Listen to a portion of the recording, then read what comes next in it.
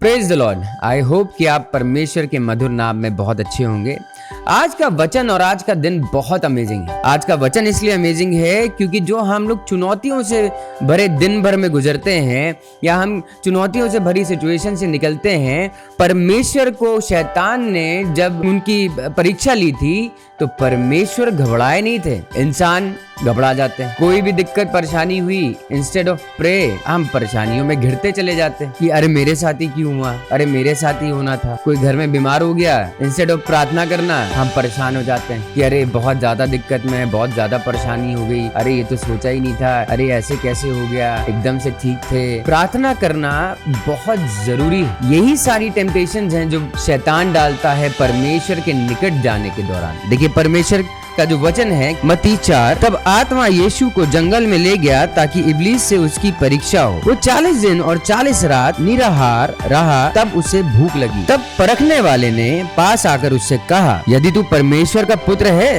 तो कह दे कि पत्थर रोटियां बन जाए। यीशु ने जवाब दिया, लिखा है मनुष्य केवल रोटी ही से नहीं परंतु हर एक वचन से जो परमेश्वर के मुख से निकलता है जीवित रहेगा। सबसे बड़ी और पहली बात, जब परमेश्वर को भूख लगी तब उसने परीक्षा ली। मतलब आप ये समझिए कि हमको अगर भूख लगी है और हम घर पहुंचे या बाहर भी हैं, हमको लंच या डिनर करना है या सुबह ब्रेकफास्ट करना है और उस समय पे हमसे कोई ये कहे कि ऐसा पहले ये करके दिखाओ तब मैं खाना दूंगा, कितनी इरिटेशन, कितनी गुस्सा आ जाती है क्योंकि भूख है सामने। परमेश्वर ने, यीशु ने तो 40 दिन बिना कुछ खाए बिताए थे। परमेश्वर ने कहा, लिखा है मनुष्य केवल रोटी ही से नहीं परंतु हर एक वचन से जो परमेश्वर के मुख से निकलता है जीवित रहेगा। यहाँ पे समझिए दो कॉम्बिनेशंस हैं अगर हम ऐसे बात करें तो। पहला बाइबल है, दूसरी प्रार्थना है। हम परमेश्वर से क्या बात करना चाहते हैं ये हमारा डिसीजन रहता है, ये हमारा डिक्लेरेशन रहता है, ये हमारा वचन रहता है। बट परमेश्वर आपसे क्या बात करना चाहते हैं वो बाइबल और वचन बताता है। प्रार्थनाएं हमारी तरफ से जवाब या हम परमेश्वर से बात करते हैं, परमेश्वर हमसे वचनों के द्वारा बात। क्लियरली यीशु ने उत्तर दिया,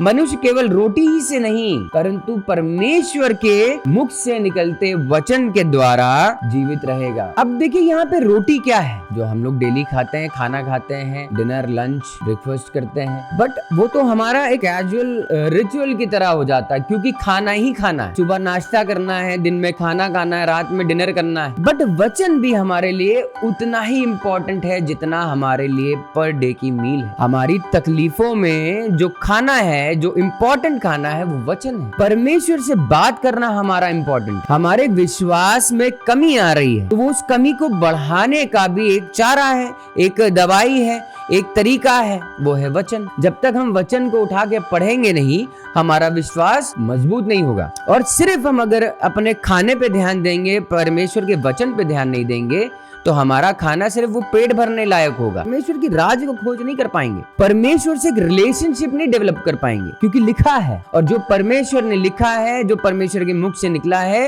वो सत्य है, सच है, ट्रुथ ऑफ लाइफ कहते हैं जिस। परमेश्वर का कोई भी एक वचन, कोई भी एक बिंदु, कोई भी एक वर्ड टल नहीं सकता और वो झूठ नहीं हो सकता। परमेश्वर ने जब अय्यूब से कहा कि जो तू ठान लेगा वो तू कर देगा और तेरे रास्ते में प्रकाशन होगा, आज हमें ठानने की जरूरत है। आज हमें वो डिक्लेयर करने की जरूरत है कि परमेश्वर के मुंह से निकला वचन कभी झूठ और टल नहीं सकता। हम जिस दिन अपने दिमाग में, अपने जहन में ये बैठा लेंगे कि परमेश्वर के जो वचन है वो हमारे लिए है और हमें उस पर रहना जरूरी है, हमारी लाइफ सर्टन चेंज हो जाएगी।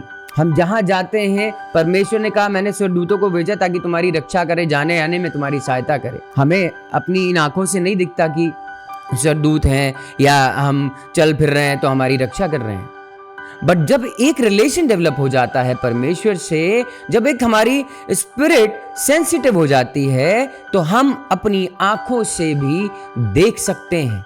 जो हम परमेश्वर के द्वारा, परमेश्वर हमारे द्वारा देखना चाहते हैं, जो परमेश्वर चाहते हैं हम वो बोलते हैं। उसी के हिसाब से हम अपनी जो प्रॉब्लम, जो कंडीशंस हैं वो भी हम परमेश्वर के द्वारा खत्म कर सकते हैं। बस यीशु के नाम को लेके बात खत्म कर देनी है। शैतान हमारी लाइफ में आता है, हमको परेशानियों में घिरा देता है, तकलीफें दे देता है, बीमारियां दे देता है, हम लोग उसी में जूझ जाते हैं। हमें परमेश्वर ने कहा मेरे नाम से दुष्ट आत्माओं को भगाओ। परमेश्वर ने कह दिया, दे दिया, अथॉरिटी दे दी। सोचना पूछना नहीं है कि परमेश्वर क्या मैं ये कर सकता हूं। परमेश्वर ने कर दिया पहले से। परमेश्वर ने वो तमाम आशीषें दे दी हम जिनके लिए कहते हैं कि हमें ब्लेस करें, या परमेश्वर हमें आशीष दें, ऑलरेडी दे चुके हैं परमेश्वर। हमें एक्सेस करना है और उसको डिक्लेयर कर देना है अपनी लाइफ में। फिर देखिए कैसे शैतान भागता है, फिर देखिए कैसे परेशानियां भागती हैं, फिर देखिए कैसे कर्जे और जितनी हमारे घर में प्रॉब्लम चल रही है भागती हैं। यीशु के नाम से थरथराएंगे सब। हमें भरोसा करना है, डिक्लेयर करना है। अब देखिए दूसरी बार जब शैतान ने परमेश्वर को, यीशु को कहा, तो देखिए क्या कहा। अब इब्लीस उसे पवित्र नगर में ले गया और मंदिर के कंगूरे पर खड़ा कर दिया और उसने कहा, यदि तू परमेश्वर का पुत्र है तो अपने आप को नीचे गिरा दे, क्योंकि लिखा है, वो तेरे विषय में अपने स्वर्गदूतों को आज्ञा देगा और वे तुझे हाथों हाथ उठा लेंगे, कहीं ऐसा ना हो कि तेरे पांव में पत्थर से ठेस लगे। यीशु ने उससे कहा, यह भी लिखा है, तू प्रभु अपने परमेश्वर की परीक्षा ना कर। यहाँ पे इतना अमेजिंग एक वाक्य हुआ है कि शैतान को भी बाइबल पता है और बाइबल से उसने कहा, यदि तू परमेश्वर का पुत्र है तो अपने आप को नीचे गिरा दे, क्योंकि लिखा है, वो तेरे विषय में अपने स्वर्गदूतों को आज्ञा देगा और वे तुझे हाथों हाथ उठा लेंगे, कहीं ऐसा ना हो कि तेरे पांव में पत्थर से ठेस लगे। यीशु ने कहा, यह भी लिखा है, तू प्रभु अपने परमेश्वर की परीक्षा ना ले। हम लोग सिचुएशन में आ जाते हैं ना, परमेश्वर की तरफ मुड़ने की बजाय हम और गिरते चले जाते हैं। शैतान को बाइबल पता है हमसे ज्यादा, इसीलिए जब भी सरमन होता है, वो वचन जब भी हमारे बीच में बोया जाता है, जहां कहीं भी हम होते हैं, अगर हम थोड़ा सा डगमगाए या विश्वास नहीं हो तो तुरंत वो बैठा रहता है कि वचन को चुरा ले जाए। उसने यीशु मसीह से वचन के द्वारा बात करी कि ये लिखा है कि तू अपने स्वर्गदूतों से बोल दे तो ऐसा हो जाएगा। वचन से बात करी। अब आप समझिए कि यीशु मसीह ने क्या बोला कि ये भी लिखा है। अब जब हमारे सामने कोई सिचुएशन आती है, शैतान खड़ा हो जाता है, तो हम भूल जाते हैं बाइबल में लिखा क्या, वचन क्या लिखा है। हर एक सिचुएशन के लिए परमेश्वर ने एक वचन दिया है। वचन का मतलब प्रॉमिस, वादा, वो परमेश्वर ने कर दिया है। वो हम आपकी तरह इंसान नहीं है कि हमने जो लिखा अच्छा हम मिटा दें, या हमने जो लिखा अच्छा हम भूल गए थे, हमें याद नहीं था। साफ साफ बाइबल बताती है, परमेश्वर ने कहा कि तुम मेरे पास आओ बोझ से दबे लोगों, मैं तुम्हें शांति दूंगा, और सच में वो शांति देते हैं। यीशु कैसा दोस्त प्यारा। क्या हम कभी दिन भर में थक के जब घर जाते हैं तो यीशु मसीह के सामने, परमेश्वर के सामने बैठते हैं? क्या हम उनसे दिन भर की चीजें शेयर करते हैं? क्या हम जब प्रार्थना में एक संगति में होते हैं तो बिना कुछ मांगे हम उस प्रेजेंस को फील करते हैं?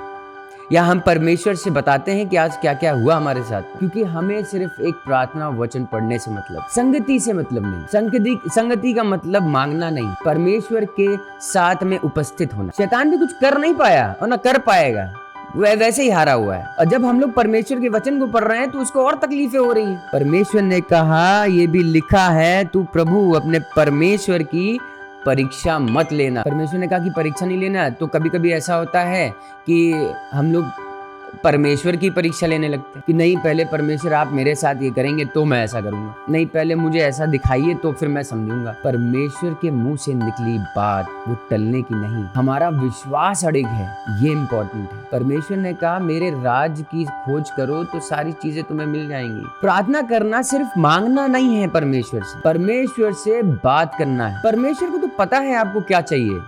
आपकी नीड से पहले, आपके कहने से पहले परमेश्वर को पता है। हम जब गर्भ में आए थे तभी से परमेश्वर ने हमें चुन लिया था, तभी से जानते हैं। हमारा उठना बैठना, बड़े होना, सब कुछ उनको पता है। तो क्या हम उनसे कहेंगे कि परमेश्वर हमें ये दीजिए? वो तो हमारे लिए बैठे कि हाँ ये पता है, ये मेरे सामने प्रार्थना करेगा, मुझे पता है इसको क्या देना है। बट परमेश्वर ने कहा, धन्यवादित रहो, धन्यवाद करो, विश्वास करो, विश्वास में अड़िग बने रहो। अगर हमारी ये परीक्षाएं होती ऐसी जैसा यीशु मसीह के साथ हुई तो क्या हम टिक पाते? हमारा विश्वास अड़िग होगा तो हम टिक पाएंगे। परमेश्वर को पता था कि ये सारी चीजें यहाँ पे होंगी, इसीलिए सब कुछ पहले से ही लिख दिया कि हम भूले ना। कभी हम स्कूल में थे तब जब एग्जाम होते थे तो लिख के याद करते थे। परमेश्वर ने लिख दिया कि वो कभी भूले ना हम, और ना कभी उसको झुटला पाए। परमेश्वर महान है। सिचुएशन मैटर नहीं करती है हमारे जीवन में जो चल रही हैं, परमेश्वर का प्यार अनुग्रह मैटर करता है, वो कितना है। तीसरी बात देखिए, जब तीसरी बार फिर इब्लीस उसे एक बहुत ऊंचे पहाड़ पर ले गया और सारे जगत के राज और उसका वैभव दिखाकर उससे कहा, यदि तू गिर कर मुझे प्रणाम करे तो मैं ये सब कुछ तुझे दे दूंगा। हे शैतान, दूर हो जा, क्योंकि लिखा है, तू प्रभु अपने परमेश्वर को प्रणाम कर और केवल उसी की उपासना कर। तब शैतान उसके पास से चला गया और देखो स्वर्गदूत आकर उसकी सेवा टहल करने लगे। क्या अमेजिंग बात है। काश हम भी ऐसे ही डिक्लेयर करने लगे, काश हम भी उस सिचुएशन में जब खड़े हो तो हम ऐसे ही बोलने लगे। शैतान देखिए कैसे भागता नजर आएगा, वो थरथराता है यीशु मसीह के नाम से। परमेश्वर का शुद्ध तरीके से कहना है कि तू अपने परमेश्वर को प्रणाम कर और केवल उसी की उपासना कर। मतलब कितनी अमेजिंग बात है। वो चाह रहा था कि यीशु मसीह को अपना नहीं हो सकता, परमेश्वर ने कहा निकल जाए यहाँ से, क्योंकि लिखा है। जब हमारे सिचुएशंस ऐसी हमारी लाइफ में आती तो हमें भी यही कहना है, ए शैतान निकल जा, लिखा है। जब तक वचन हमारे जबान पे नहीं होगा तो हम ये भी नहीं कह पाएंगे कि शैतान निकल, लिखा है। क्या लिखा है? परमेश्वर तो जानते हैं ना कि हमारी सिचुएशन क्या है, और जो वो लिखा है तो हमें वचन से ही समझ में आएगा, याद होगा कि क्या लिखा है। परमेश्वर ने कहा कि मैं तुझे दीर्घ आयु से तृप्त करूंगा और अपने किए हुए उद्धार का दर्शन दिखाऊंगा। कितनी अमेजिंग बात परमेश्वर ने कही है। ऐसे ही हम अपनी लाइफ में डिक्लेयर क्यों नहीं कर पाते हैं? परेशानियों में घिरे रहते हैं। जब परमेश्वर के काम के लिए कहीं बात होती है तो समय नहीं होता है, लाइफ बिजी है, बहुत डिफिकल्टी चल रही है, बहुत परेशानियों से घिरे हैं। अरे परेशानियों से घिरे हैं, एक बार वचन तो उठा के पढ़ें, सारी परेशानियां खत्म हो जाएंगी। एक बार मैं कहीं पे था और बारिश बहुत थी और मुझे घर आना था, क्योंकि एक रात पहले से हम वहाँ पे रुके हुए थे, किसी काम से गए थे, और बारिश रुकने का नाम नहीं ले रही। ऐसे बारिश हो रही थी कि मतलब रुकने का नाम ही नहीं। 6 घंटे हो गए, 7 घंटे हो गए, 8 घंटे हो गए बारिश होते होते होते होते। रात के 12 बजे से बारिश शुरू हुई और सुबह 8-9 बजे तक लगातार बारिश होती रही। जब सुबह निकलने की बारी आई तो बहुत तेज बारिश के चक्कर में हमने सोचा कि क्या करें, क्योंकि किसी इंसान के हाथ में नहीं है उस बारिश को रोकना। आपको याद है जब परमेश्वर उस नाव पे थे और आंधी और तूफान आया था तो परमेश्वर ने डांटा और वो आंधी तूफान शांत हो गया। मैंने भी प्रार्थना करी वहां पे, और ये सच बात बता रहा हूँ आपको, बहुत तेज बारिश थी और आना जरूरी था। मैंने परमेश्वर से प्रार्थना करी, यीशु मसीह मुझे जाना है घर, इस बारिश को रोक दीजिए। मैं आपसे वो आंखों देखा बयान तो नहीं कर पाऊंगा, बट इतना जरूर कह सकता हूं कि मैंने परमेश्वर की उस महिमा को देखा, मैंने उस अनुग्रह को देखा। हम विजुअल देखते हैं पिक्चरों में कि वो बादल हट गया और सूरज निकल आया। मेरी बात का यकीन मानिएगा, जिस समय मैंने प्रार्थना करी है 5 मिनट के अंदर वो बारिश रुकी है और जो काले बादल थे वो नीले आसमान की तरह दिखने लगे। परमेश्वर का अनुग्रह। परमेश्वर ने वहां पे भी बताया मैं तुम्हारे साथ हूँ, और पूरे रास्ते भर हमें बारिश नहीं मिली और सूरज निकल आया। ये मेरा विश्वास था कि मैं परमेश्वर से प्रार्थना करूं और ऐसा हो जाएगा। वहाँ साथ में मेरे लोग भी थे, उन्होंने कहा कि इतनी तेज बारिश है, एकदम से रुकना अचानक था, और हम वहां से निकले, घर पहुंचे। मेरा सिर्फ कहने का मतलब इतना सा है कि परमेश्वर पर भरोसा रख, विश्वास करें, उस पहाड़ से कहें कि उखड़ जा और समुद्र में चला जा। यकीन मानिए ऐसा हो जाएगा। परमेश्वर ने बहुत सारे विश्वास के लिए नहीं कहा, सिर्फ एक राई के दाने के समान विश्वास करने को कहा। परमेश्वर ने कहा ऑर्डर करो, एक अथॉरिटी दे दी, कह दो उससे, जाके कह दो उस पहाड़ से कि उखड़ जा, उखड़ जाए। हमें इस समय परमेश्वर पे विश्वास करने की जरूरत। परमेश्वर का आगमन कभी भी हो सकता है, दिन करीब। हमें रेडी रहना है, वचनों से रेडी रहना है। हमारे मुंह में परमेश्वर ने वचन ऑलरेडी डाल दिए हैं, हमें एक्टिवेट करना है उस वचनों को, हमें एक्टिवेट करना है उस अपनी आत्मा को जो परमेश्वर के अनुग्रह के लिए रेडी रहनी चाहिए। परमेश्वर आप सबको आशीष दे, विश्वास में बने रहें और प्रार्थना में लगे रहें। God bless you.